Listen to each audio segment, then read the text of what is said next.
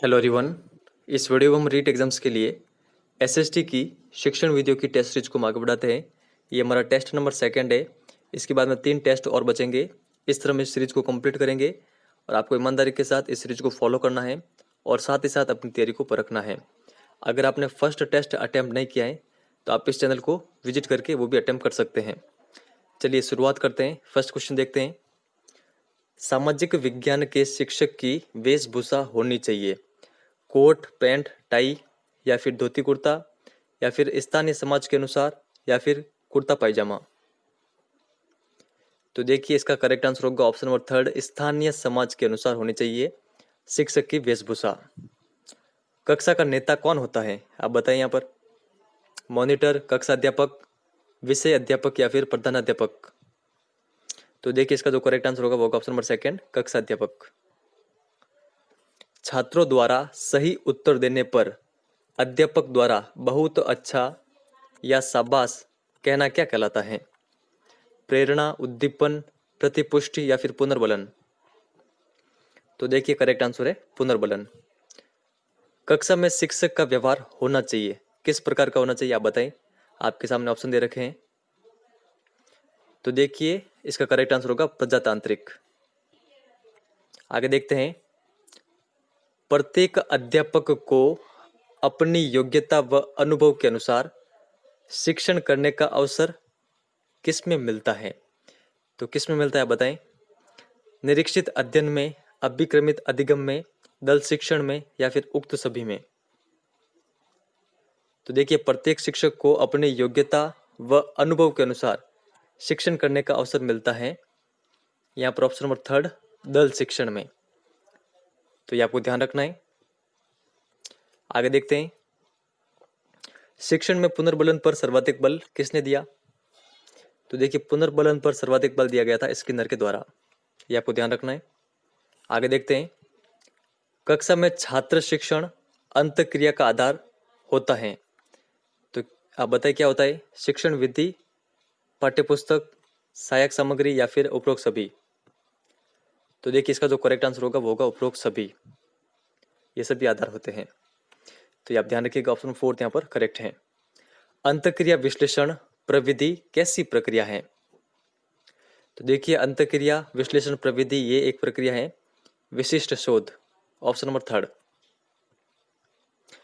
कक्षा के किन व्यवहारों एवं क्रियाओं को निरीक्षण के माध्यम से अंकित किया जा सकता है। अध्यापकीय व्यवहार व क्रियाएं, विद्यार्थी व्यवहार और क्रियाओं, यहाँ पर एक क्रिया है। विद्यार्थी विद्यार्थी के मध्य व्यवहार और क्रियाएं या फिर सभी क्रियाओं व व्यवहार। तो देखिए इसका जो करेक्ट आंसर होगा वो होगा ऊपर के तीनों सही है, सभी क्रिया और व्यवहार। तो ये आपको ध्यान रखना है। कक्षा में इन सभी व्यवहार और क्रियाओं का निरीक्षण के माध्यम से अंकित किया जा सकता है। कक्षा में शिक्षक के अधिकांशतः प्रभाव का संबंध किन कथनों से संबंधित होता है। तो देखिए ये संबंधित होता है शाब्दिक कथनों से। ऑप्शन नंबर फर्स्ट यहाँ पर करेक्ट होगा। शिक्षक व विद्यार्थियों की शाब्दिक अंतःक्रिया कक्षा के किस वातावरण से प्रत्यक्षतः संबंधित होती है। तो किससे संबंधित होती है आप बताएं। तो देखिए ये संबंधित होती है सामाजिक संवेगात्मक वातावरण से। अंतःक्रिया विश्लेषण प्रविधि में पाठ्य वस्तु के शिक्षण का मापन कुछ ही हो पाता है, उत्तम तरीके से होता है, नहीं होता है या फिर आवश्यकता अनुसार होता है। तो देखिए करेक्ट आंसर होगा शिक्षण का मापन नहीं होता है, ऑप्शन नंबर थर्ड। आगे देखते हैं यहाँ पर। कक्षा में शिक्षक तथा छात्रों के मध्य संबंधों से किस प्रकार की प्रतिक्रिया होती है यह किसने पता नहीं किया। Anderson, megger, Helen, Breuer. तो देखिए ये पता नहीं किया गया था मेगर के द्वारा। ऑप्शन नंबर यहाँ पर सेकंड करेक्ट होगा। तो किन किन के द्वारा पता किया गया। एंडरसन, हेलन और ब्रूअर। शिक्षण का अर्थ शिक्षक व छात्र के मध्य किस क्रिया से है। तो देखिए ये है अंतःक्रिया से।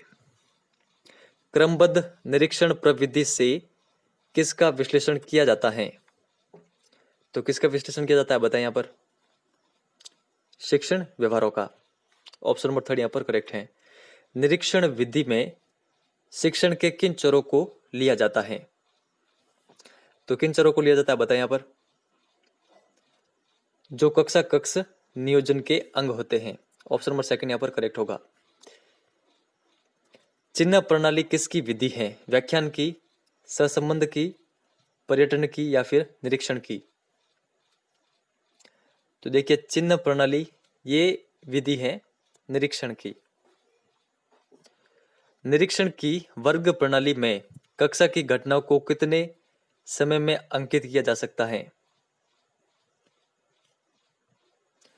तो देखिए ये अंकित किया जा सकता है 3 सेकंड में। कक्षा व्यवहार के प्रवाह का अध्ययन किस पद्धति से किया जा सकता है? तो किस पद्धति से किया जा सकता है? वर्ग पद्धति। ऑप्शन नंबर थर्ड यहां पर करेक्ट होगा। किसमें क्रिया तथा प्रतिक्रिया दोनों का आलेखन होता है? तो किस में होता है बताएं? तो देखिए क्रिया तथा प्रतिक्रिया दोनों का आलेखन होता है RCS। ऑप्शन नंबर फर्स्ट यहां पर करेक्ट होगा।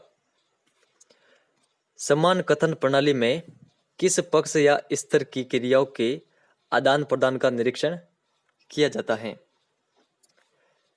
तो देखिए यह किया जाता है ज्ञानात्मक। यहां पर ऑप्शन फर्स्ट इसका करेक्ट आंसर होगा, ज्ञानात्मक पक्ष का। आगे देखते हैं।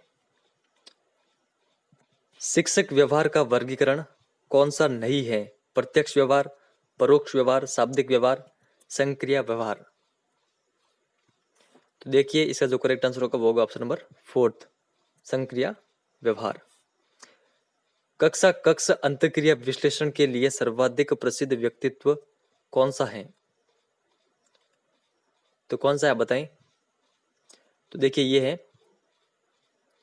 फ्लेडर्स। ऑप्शन नंबर थर्ड यहां पर करेक्ट है।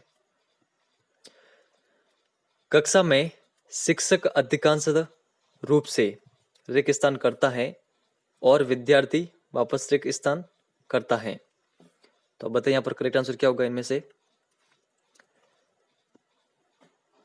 तो देखिए इसका जो करेक्ट आंसर होगा, कक्षा में शिक्षक अधिकांशतः रूप से स्वोपक्रम करता है और विद्यार्थी अनुक्रिया करता है। तो देखिए इसका जो करेक्ट आंसर होगा वो होगा ऑप्शन नंबर फर्स्ट होगा। सामान्य कक्षा शिक्षण में किस व्यवहार की प्रधानता होती है? तो देखिए ये होती है वाचिक व्यवहार की।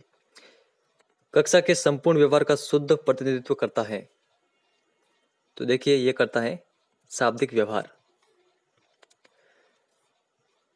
कक्षा शिक्षण में प्रभावी व्यवहार माना गया है। तो किसको माना गया है? तो देखिए ये माना गया है शिक्षकों को। ऑप्शन नंबर थर्ड यहां पर करेक्ट आंसर होगा।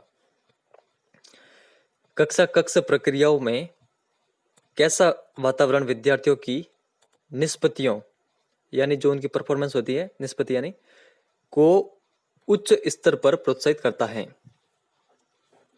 तो अब बताइए यहाँ पर करेक्ट आंसर क्या होगा? तो देखिए एक तंत्रीय वातावरण, क्या यह होगा? नहीं होगा। अनुशासनात्मक निर्भर वातावरण, ये भी नहीं होगा। समाजवादी वातावरण, ये भी नहीं होगा। लोकतांत्रिक वातावरण यहाँ पर करेक्ट आंसर होगा, ऑप्शन नंबर फोर्थ। साधारणतः शिक्षक कथन किस व्यवहार का चर माना जाता है? तो देखिए शिक्षक माना जाता है स्वतंत्र व्यवहार का चर। यहाँ पर ऑप्शन नंबर सेकंड हमारा करेक्ट आंसर होगा। और जो विद्यार्थी होता है वो माना जाता है आश्रित चर। अधिगम की प्रक्रिया में किसका योगदान महत्वपूर्ण होता है? तो देखिए ये होता है कक्षा के वातावरण का। निर्मितिवाद कक्षा कक्ष प्रक्रियाओं में सर्वाधिक सक्रियता किसकी होती है? तो देखिए सर्वाधिक सक्रियता होती है विद्यार्थियों की। ये आपको ध्यान रखना, क्वेश्चन काफी अधिक इंपॉर्टेंट है। इसमें जो अध्यापक होता है वो निरीक्षक के रूप में ही होता है। जो सर्वाधिक सक्रियता होती है विद्यार्थियों की।